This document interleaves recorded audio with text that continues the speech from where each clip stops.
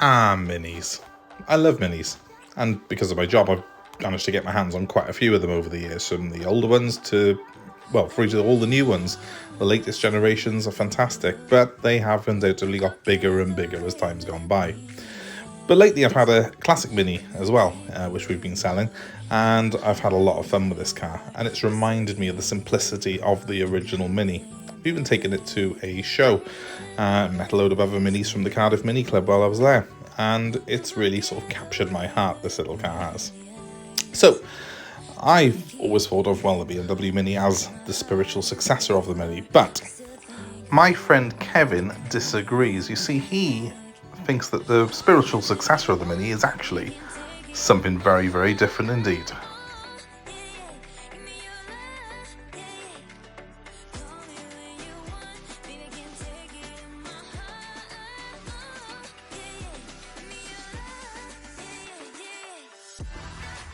So this is my 1992 Mini, and it's the British Open. It's the classic Mini with one of the last ones to have a carburettor, and it's a 50 horsepower 1275cc, and behind it here I have got what I consider its spiritual successor, because this is a modern day 14-year-old, admittedly, but a BMW Mini. This one that I've got is an R56, so it's the second generation of BMW Mini. A very, very different car though to that. That's for 50 horsepower. This car has got 181 horsepower, and well, my friend Kevin has come along with what he considers to be perhaps the true spiritual successor of the Mini, which is just behind it on the other side here. So this is it says S-Reg, but it's actually a 2001 Daihatsu Cure. And the figures for this are much more in keeping with the classic Mini, because this car has got 54 horsepower, the Mini's only 50 horsepower.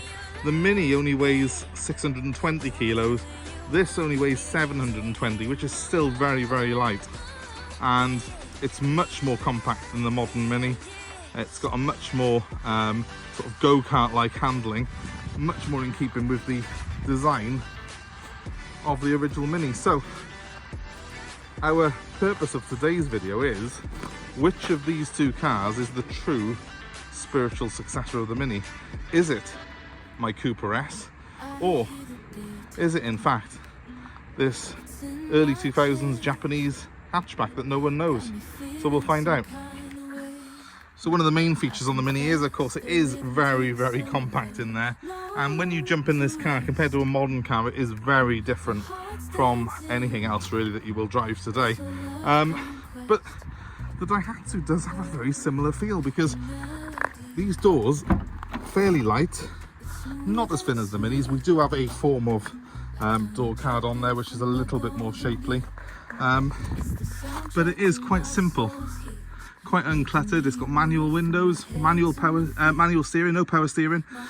It hasn't even got central lock in this one. It is the base model, it's the E model, and there are more sort of high-end versions available which have got a few electrical goodies, but this car is one of the very last cars, I would say, that's produced that has really quite an analog feel to it.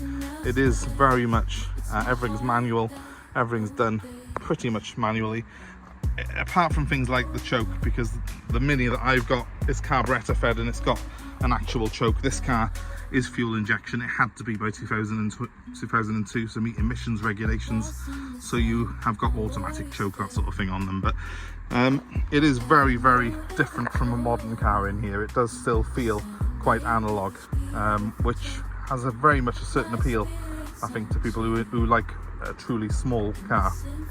Obviously, when you look at the back of the modern Mini, it's almost like a caricature of the original. It's not really anything like it. It's perhaps how our minds remember this shape. But look at the back of the original Mini. It's very simple, very uncluttered, and sort of simply sort of rounded and square. It's very similar, in fact, in many ways, to that Daihatsu. Again, it's got the fog lights separately on the back, the lights in a similar sort of place. I can certainly see a lot more similarity between the Daihatsu and the back of that original Mini shape than I can really by its actual predecessor. And of course, this isn't the latest shape of Mini. They've become more and more a caricature of a Mini than they are a true Mini. It is actually quite a big car, and it's quite bulbous. Whereas the Daihatsu, it actually feels small and feels nimble on the road. So we're going to drive the two cars back to back. We know what this one drives like already, and it's an absolute monster. But I think you can have just as much fun sometimes with a small, simple car like these as you can with the Cooper S.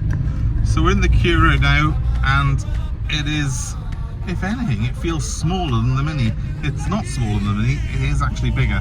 But I do feel like I'm closer in here to the passenger or the driver, depending which side you are. It does feel like it's a smaller car in many ways, but what is evident, it has got that modern performance on it because of the fact it's fuel injection. It actually is quite a flyer machine. It's a 3-cylinder engine, and it's quite a raspy engine, which is more refined though than the Mini. Admittedly, my Mini has got a sports exhaust on it. This car is a bit more quiet, but with that 3-cylinder rasp that we've come used to on smaller engine cars. So giving this a squirt up the hill now. We've got a rev counter and it revs up to 6,500 RPM, this car. It really is quite rapid. And what it has done, I think, is really, you know, improve on every aspect of that original Mini in terms of performance. While it's still small, it's a quick little car and good fun, easy to place on the road. And one thing that we have got in here, which we didn't have in the Mini, of course, is a 5th gear. So it's a little bit quieter at sort of 70 miles an hour. If we pop into 5th, I think it's down to about 3,000 RPM at 70. The difference is quite apparent because at 70 miles an hour, this car feels like it's doing 140. And just driving it around the lanes here, it feels more like I'm doing 70. You can have fun in this little Daihatsu without breaking the law. And that's the same for the original Mini. Whilst the new Minis are very, very impressive, and of course the Cooper S that we've got on test here is extremely refined and extremely quick, over 180 horsepower and a genuine 140 mile an hour car, it doesn't have that sort of feel of the original. Whilst it has the retro looks and it certainly has a great amount of performance which is enjoyable to use, it is very much like any other car at 70 miles an hour. It's highly competent, but it doesn't give you the fizz quite like the original did. Our Cura here is a 1-litre engine, but in Japan they do a 600cc version of this car, and that's classed as a K car. The K cars in Japan mean they get a lower tax rate, and there's very sort of strict restrictions on them. They're only allowed to be a certain width, which I think is why this car does feel so narrow compared to even the old Mini. With the 1-litre engine, obviously it's got slightly longer legs than that 600cc version, but it still very much feels a true successor to sort of the small car. And the simplicity of just a truly analogue machine. Not only is it easy to drive, it's also easy to park. And it hasn't even got power steer in this car, but it doesn't matter because it's so small, so light, that you just turn it on a sixpence. Anyone can drive this car and anyone can have fun in it. Now, I will point out that my little 1992 British Open Mini is actually a posh one for an original Mini. It's got a different dashboard to a lot of them, and it's even got that big rollback Webasto roof. But essentially, it is a classic. In the Cooper S, very much like the outside, the inside's almost a caricature of an old Mini. My Mini has not got the central speedo, but earlier ones did. And of course they brought that back when they brought the BMW Mini out. It's not really anything like the interior of my Mini, but it does feel a little bit special, and it does sort of make you reminisce of Minis of old with the central speedo. It's more of a styling exercise though than a reinvention of the wheel. It's very much a different car, very much more a car that's in tune with modern hatchbacks, just with a bit of a flavour of the original Mini added in as a selling point. When I look inside the Daihatsu, it's got more in common really with that original Mini than it has with its modern successor. This interior is compact, properly compact. Although it says it's a 5-seater, I really struggle to see how you'd get 5 adults in it, and you have to be very, very close to your passenger. looking at the side profiles of the cars, the one thing that you really do notice is that both the classic Mini and the Daihatsu have got a large glass area in proportion for the rest of the car. It's 50% glass. There's as much glass as there is door on these cars. When you get to the newer Mini, well, that's very much a different story. The glass area is a lot smaller. The visibility is not quite as good. That's a sort of telltale thing of modern cars, really, because the crash testing on modern cars means that you have got to have a smaller amount of glass to give a better amount of protection for the occupants and for pedestrians. But of course it does mean that it changes the proportions of these cars, and that the modern Mini is not really got the same profile as the original or the Daihatsu. The Daihatsu actually is the one that's closer in comparison to the original Mini. It's that large glass area combined with those thin door pillars, which of course you can't have anymore because of crash testing, that give the car excellent visibility. And yes, it does mean it's perhaps not as safe in a crash, but it also means you're less likely to have a crash, because if you're in the Daihatsu or the modern Mini, you've got a fantastic view out of the road, and that's just very, very easy to place on the road because of their compact dimensions. So how have Mini managed to keep that sort of Mini silhouette going when actually the proportions are very different? Well, they've done a very clever thing with the roof. They've put this sort of floating roof design in, made the pillars black, so you don't realise they're quite as thick as what they are. Under the skin is where there really is massive differences in these cars.